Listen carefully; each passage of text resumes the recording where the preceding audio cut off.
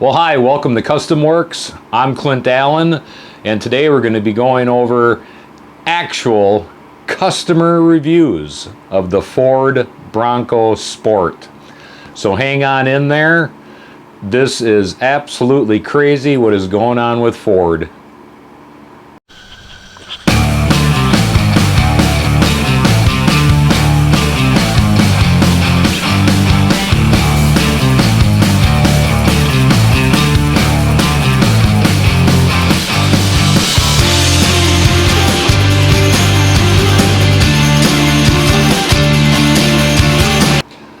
Well, thanks for hanging around. This is our third in the series of the Ford Bronco Sport. If you haven't seen the other two videos, in the background is the last one that we had done, making it easier for you to find it. And I would suggest if you're thinking about getting a Ford Bronco Sport, you take a look at this and the recall video that we did even before that. But today what we're going to do is we're going to cover actual reviews from customers who purchased the Ford Bronco Sport. I just deemed it necessary to do this based on comments that people made on the last two videos, claiming that I'm a Ford hater and well, other stuff that, you know, couldn't even make it onto the comment area. You know, just some people are rude. But anyways, this is actual customer reviews.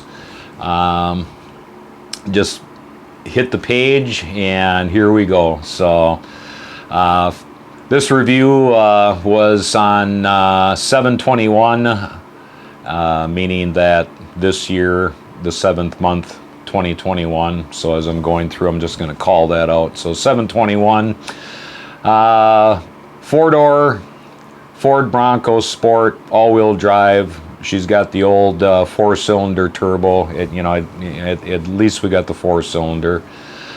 Anyways, I had my Bronco Sport for a little over a month. The AC compressor had already gone out. Ford said that there are no parts in stock. I have to wait months until one comes available. On top of that, they said that there's no loaner vehicles, no loaner cars available.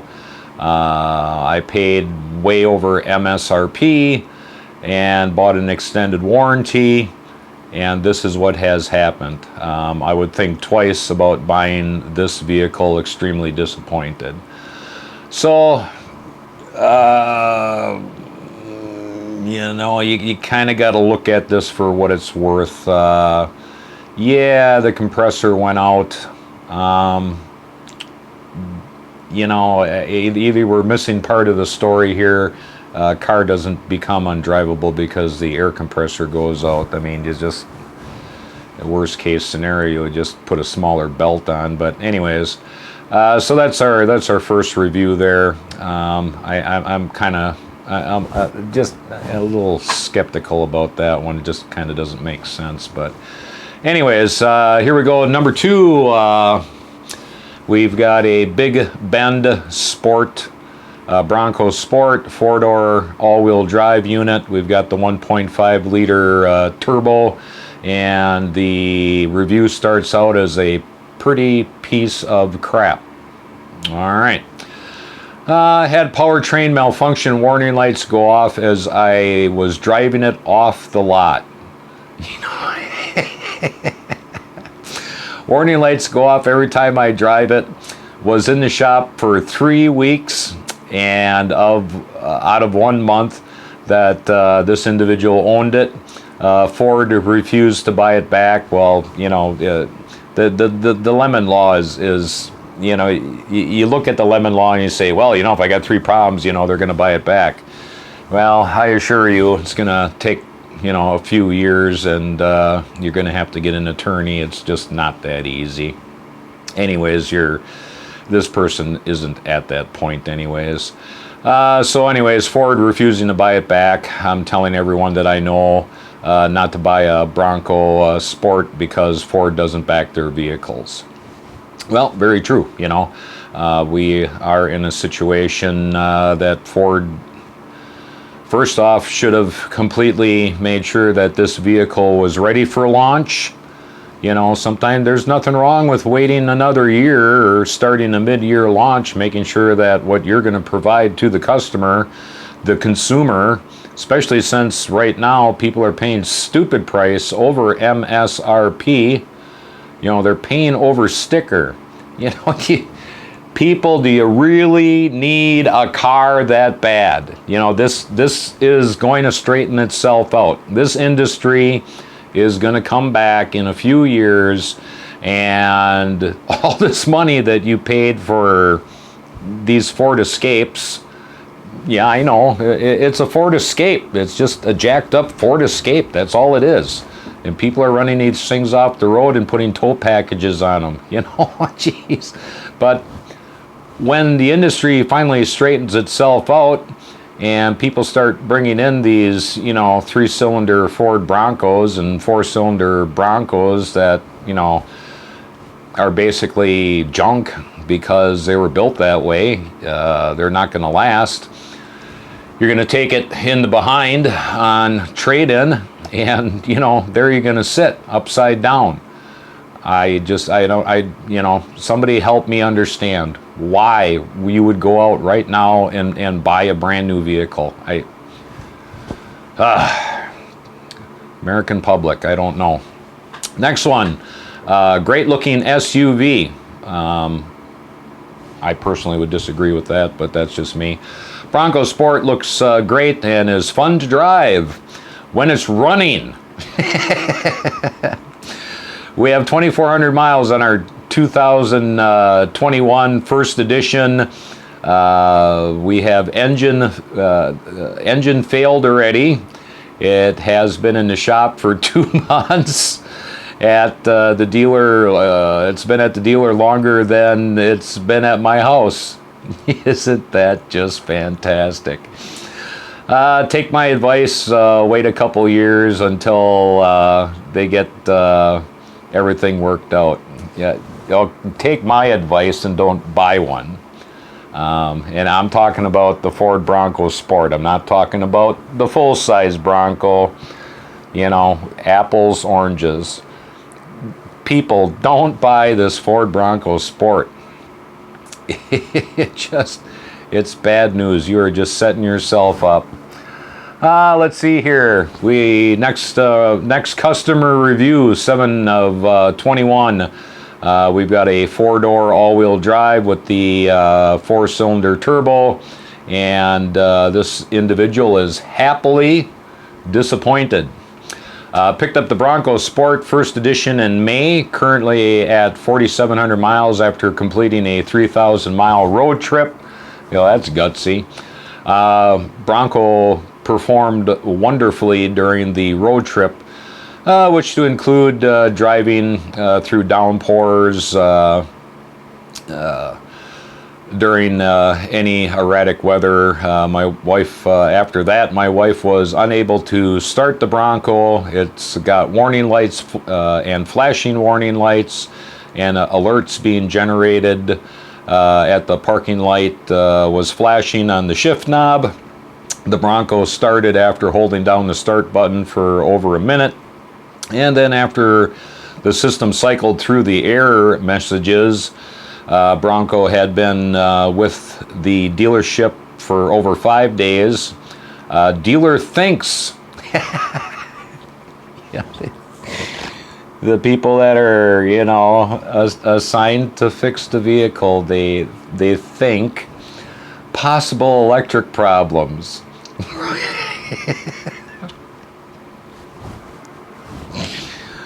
No, you're seriously? Contacted customer support to log the problem ticket for some sort of compensation. I don't know anything about that, but I'll be looking into that. All right, next one. No Star. No Star, 721, the 4-door Big Bend edition, all-wheel drive with a 1.5 3-cylinder turbo. You know, Not worth it is where we start out with. As nice as it looks, it's only got to enjoy, I've only got to enjoy it for 27 days. Mine was rear-ended and totaled.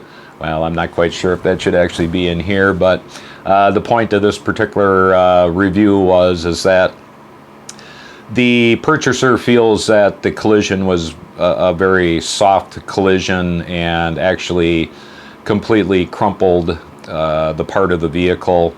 You know, this is a hard one to go through. Yeah, I'm going to skip on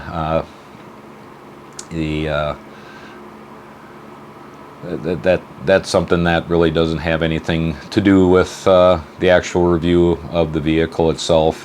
Yeah, it's part of the crash, but you know, crash protection. But so this one is 3 of 21, and we've got a Big Bend 4-door all-wheel drive Bronco Sport with the 3-cylinder turbo, and we start out with Never Again.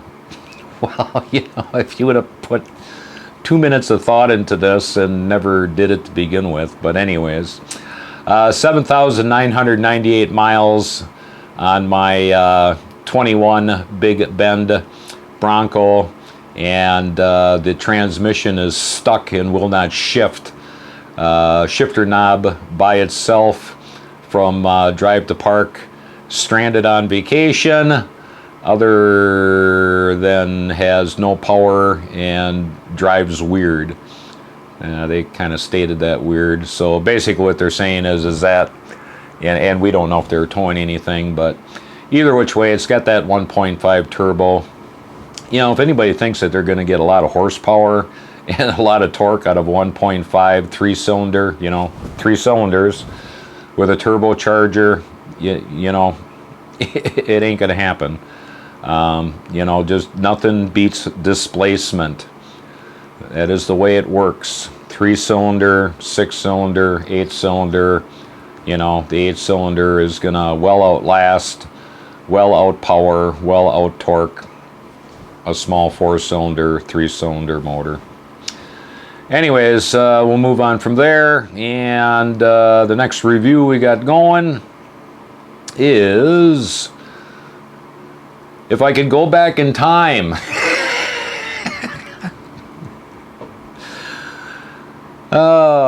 February 21, picked up my Ford Bronco Sport 3-cylinder, and immediately 2 blocks down the road I had to get towed back because the vehicle quit out.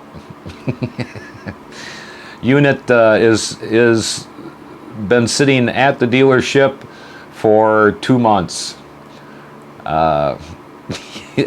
It explains it all. All right, so you know, look, it's a first-year production vehicle. It's grossly underpowered. As you'll see in my other 2 videos, you know, don't buy this thing. I don't care if it's this year, next year, the following year, 5 years from now. Do not buy a Bronco Sport that's sitting on top of a Ford Escape and a 3-cylinder motor. This is not designed to last. We're in a 2-year period where God only knows why Ford decided to put this out, maybe just besides that they needed the money and they didn't expect COVID to be coming, but chip problems, electrical problems, transmission problems, engine problems. You are just looking for a host of problems buying a Ford Bronco Sport. Go Google it yourself. Hit the reviews. Let me know what you think. Hit the comments section. Let me know what you think. But I'm telling you, anybody who buys one of these Bronco Sports is just, you know, get, you know, on your phone, just go and find all the tow companies. So you can just one button them because you're gonna need it. You know, you might even want to call, I mean, if you get a Ford Bronco Sport with the 3-cylinder, you might want to call a couple tow companies and see if you can get a volume discount. But anyways, thanks for stopping in, and I hope you enjoyed this. Hit the comments section, you know, hit the old like, you know, hit the down if you want. It doesn't make me a difference. I'm just providing you solid information here. But until next time, you take it easy and you have a good day, all right?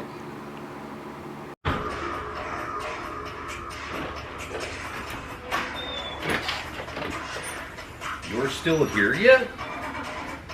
It's over. Oh, I know. Go ahead and hit the subscribe button, hit the little bell, and that'll tell you when our next video comes up. Until then, go home.